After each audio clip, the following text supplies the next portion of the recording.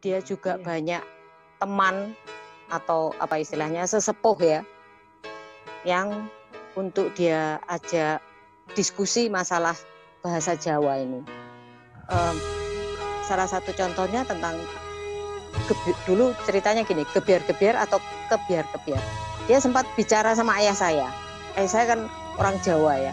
Jadi dia tanya gitu, sebetulnya bahasa Jawa yang benar itu yang mana? Kebiar-kebiar atau gebiar-gebiar? Kebiar-kebiar. Ya, kebiar-kebiar itu bling-bling gitu loh Mas. Gitu ya. Kemebiar. Ya, apa ya? Semarak gitu ya. Maksudnya semarak. Jadi di situ Gomblo ingin menunjukkan bahwa Indonesia ini megah gitu, semarak gitu, seperti itu. Itu dia gabungkan dengan bahasa Jawa. Di dalam bahasa Jawa ini apa sih artinya itu? Dia ingin menggambarkan Indonesia, jadi kecintaannya terhadap Indonesia. Di sisi lain dia juga ingin menunjukkan dari sisi budaya Jawa bagaimana, gitu Mas. Itu dia rajin membaca, kemudian dia juga banyak berkonsultasi dengan sesepuh itu juga. Itu yang saya beberapa sedikit hal yang saya ingat tentang Gomblo. Itu Mas Taufik. Ya, terima kasih Bu. Iya.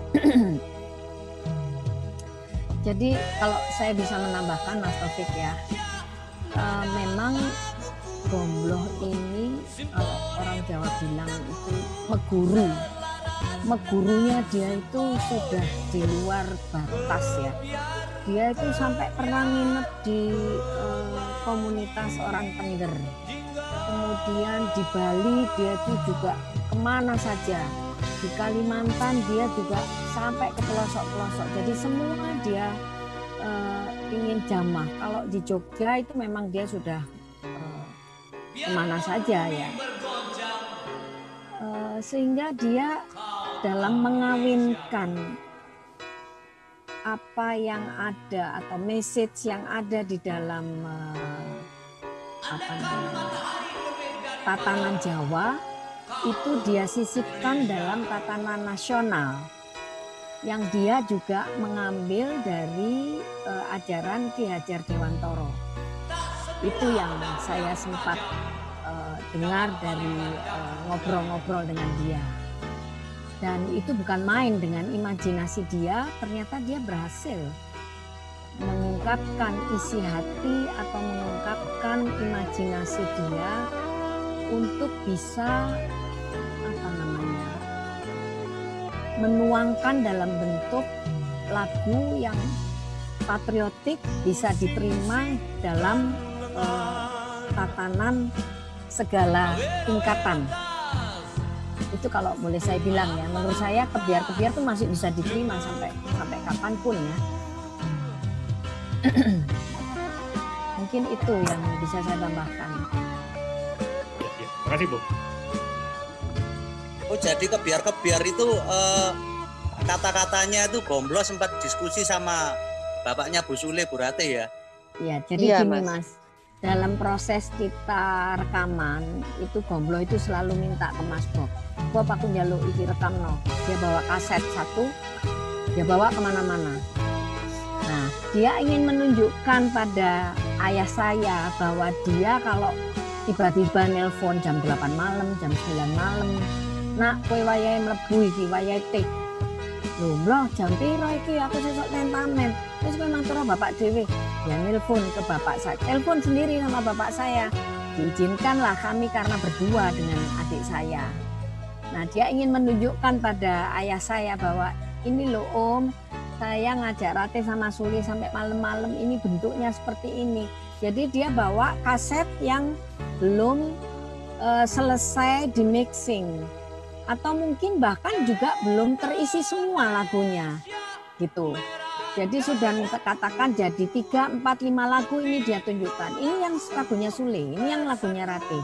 Nah yang ini Om saya mau tanya, yang benar itu gebiar-gebiar apa kebiar-kebiar?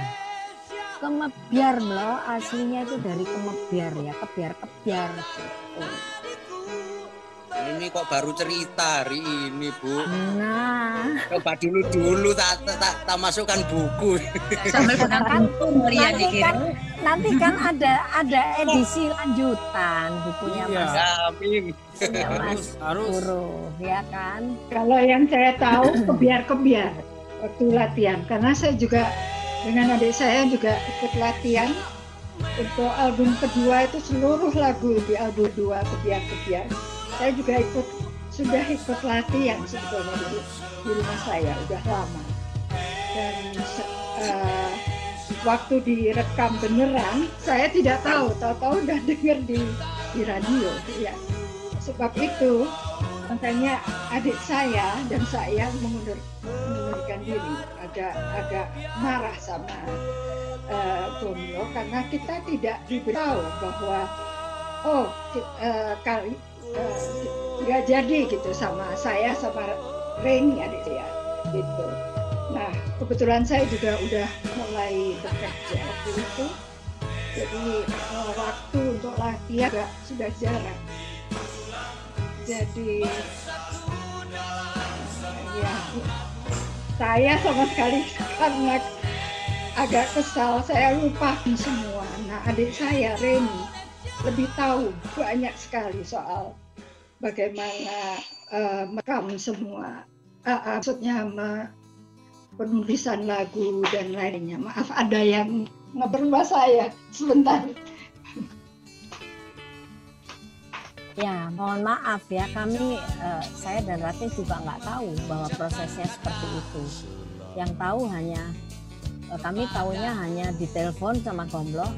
Kalau kebiar-kebiar itu yang jelas kami tidak pernah ada latihan karena saya tahu persis itu tercipta pada sekitar jam 3, jam 4 sore. Karena saya pulang dari kampus, Gomblo bilang, "Nak, ngisi jam 3 ya, tak tunggu nang Golden Hand." Oke. Saya datang ke sana, lagunya belum jadi. Gitu. Nah, pada saat itu dia nulis, ada almarhum Wisnu juga. Aku kepengen lagunya ini punya rasa heroik gitu. Terus mohon maaf, ditinggal sama dia ke kamar mandi. Sebentar kemudian dia balik, dia nulis erek, jadilah itu kebiar-kebiar. Jadi kalau dibilang ada latihan untuk yang album kedua, saya nggak pernah latihan. Karena di album kedua saya pertama kali gabung dengan Lemon Trees. Itu ada lagu kebiar-kebiar, kemudian ada tari dan tarian ya Teh ya. Iya. Tari dan tarian, kemudian ada bendera-bendera, dan masih ada lagi yang lain. Saya sendiri nggak pernah latihan atau preparing untuk serius masuk studio, itu nggak pernah sama sekali.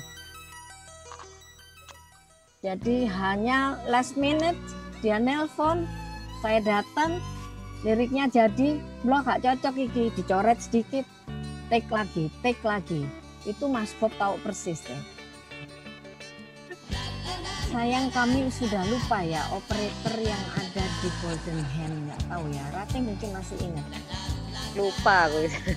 Operatornya siapa aja? Yang jelas seperti pemain biola itu dia ambil dari dia ngajak seorang pemain biola yang dia itu jualan gule di Banyuwangi.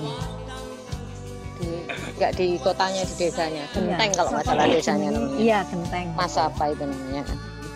Jago banget main biolanya. Bukan Wahid Aji itu. Oh bukan. Wahid itu Mas Wahid. Lain. Wahid itu setelah di Nirwana, tapi kenal sudah lama, musisi sudah lama kenal. Karena Gomblo itu kan keluyurannya itu kan dari nightclub ke nightclub, bahkan dia tidur itu di Blue 16.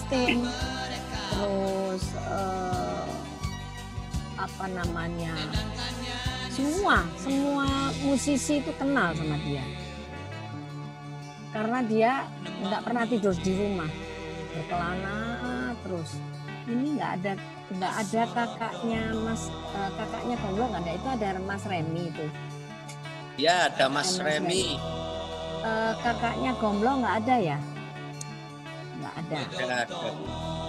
Ya, pasti bisa cerita bagaimana apa namanya, dia menjelajah dunia ini, kemudian menuangkan dalam karya ciptanya baik berupa lukisan maupun berupa lagu. Unik memang dia.